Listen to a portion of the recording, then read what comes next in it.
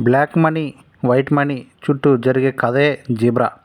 ఇప్పుడు బ్యాంకింగ్ రంగం అంతా డిజిటల్ కావడంతో క్రైమ్ చేయడం అంత సులభం కాదు. బ్యాంకులో జరిగే తప్పిదాలు అక్కడి ఉద్యోగులకు మినహా సామాన్యులకు తెలియవు. దర్శకుడు ఈశ్వర్ గతంలో బ్యాంకులో పనిచేశారు. ఆయన చూసిన ఘటనలతో పాటు ఇంకొన్ని వాస్తవ సంఘటనలతో ఈ కథని రాసి అద్భుతంగా తీశారు అని హీరో సత్యదేవ్ చెప్పారు. ఈశ్వర్ కార్తీక్ దర్శకత్వంలో సత్యదేవ్, డాలి ధనంజయ్ లీడ్ రోల్స్లో నటించారు. ఈ చిత్రం జీబ్రా.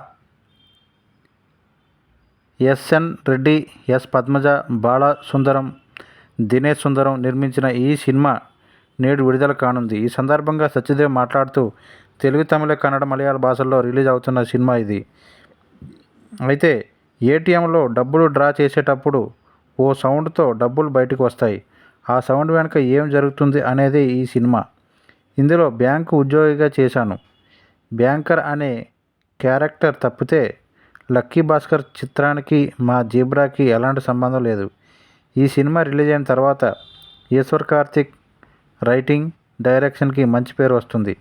ఇప్పటి వరకు నేను దాదాపు సీరియస్ రోల్స్ చేశాను. జీబ్రాలో కొత్త సత్యదేవ్ని చూస్తారు. ప్రస్తుతం ఫుల్ బాటిల్ సినిమా చేస్తున్నాను. వెంకటేష్ మహా దర్శకత్వంలో ఓ సినిమా ఉంటుంది అన్నారు.